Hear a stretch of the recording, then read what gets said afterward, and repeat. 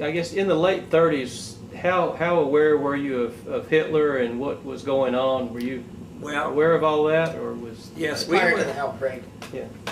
yeah prior to the war actually starting? Yes. Oh, my dad and I, if I hadn't gotten into the Army, well, I'll tell you that later, but my dad and I were writing letters to the newspaper tearing Hitler apart. If Hitler could have gotten over here, he would have probably put us in front of his firing squad. My dad and I wrote a lot of letters to paper, and a lot of people would reply to say, "That's right, that guy he's a tyrant." And we just saw stories. We didn't know how bad he was, but we just knew he wasn't good because we watched the radio, and a lot of people were getting news from over Europe, or things were being stirred up, and they knew Hitler was going to. And then when he joined up with Japan, we thought, that's it. Truthfully, I was drafted into, I was not any hero. I was drafted because I tried to get into the Navy because I was interested in blimps. That was my hobby back in those days. And I went to the Navy recruiting and told them I'd like to be a blimp pilot, and they almost laughed at me because I wasn't very sturdy looking, and I wasn't very good at swimming, and I didn't know a thing about aircraft, but I was willing to learn, but that didn't work, so I just sat back and waited till I was drafted because I didn't know what to get into in the Army. So that's how I got into the Army. I was just a draftee. Do you remember Pearl Harbor, what you were doing that day when that happened? Yes, I remember all of us were sitting, the whole family was at home, and we were shocked. Well, yeah, we were shocked. It just came on, and of course the radio was thing. I don't think TV was invented back that far back, but it came on TV, and I remember President Roosevelt getting on there and said, "We've been attacked." It was hard to believe, and my dad was pretty smart. He said, "You know, as smart as this country is, I don't know how those Japanese slipped by there." He said, "Why in the world didn't someone know that those planes were coming in from the carriers?" And he was pretty up. My dad was quite a bit up on the military. He would have loved to have been in some kind of military, but he wasn't in World War I or World War II because of family situation and other things. But he said, somebody surely, but I understand that somebody did know about it, but they didn't believe what they were seeing. These Japanese planes came off of these carriers, and some said, my dad said, "Why in the world didn't someone go out there and just wipe that fleet out before they got to Pearl Harbor?" Well, that would have been nice. But someone said this too, which I don't think is very nice. It said, some people said, "You know, that whole thing was planned. We let them come in there because Roosevelt wanted us to get into the war." And that Pearl Harbor is a thing, I don't believe that Roosevelt would be that crooked. I trusted that man as the president. Okay?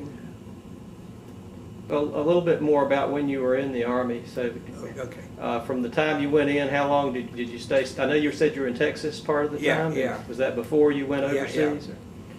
yeah. You want me to talk now? Yeah. Yeah, I'm going to tell you a little bit. When I got drafted in the Army, all I remember was I went to downtown Pittsburgh to a railroad station and got on a train and took a long ride with a bunch of other men. We were civilians then, and we were actually put into officially in the Army till we got to a place called Fort Meade, Maryland. And I was over there, and I thought, boy, it's something, I think we had too much of a soft life. I did, I had my family and I had my friends, played tennis. This was different, and I will say it was pretty rough. And my first day in the Army, I remember they gave us a bunch of clothes with 2 big duffel bags.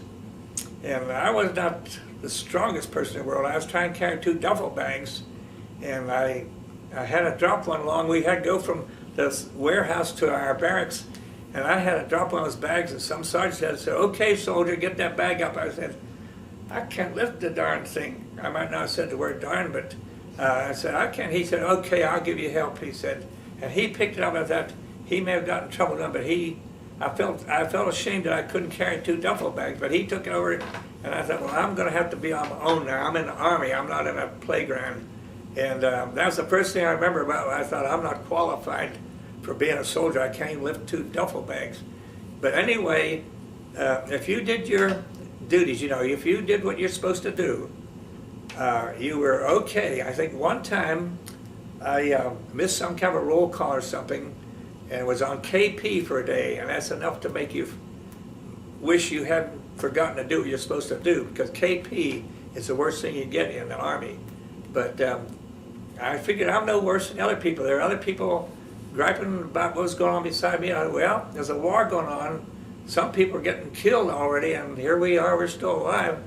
So it was rough, but after about 4 months at Fort Meade, and by the way, my sister was working at the Pentagon at the time. That's my younger sister, Lois.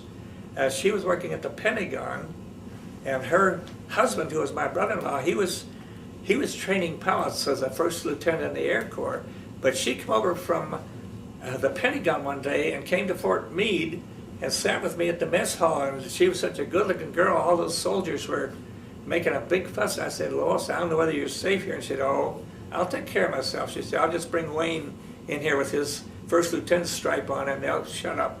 But she sat with me at Fort Meade. But from Fort Meade, I was glad to get out of Fort Meade.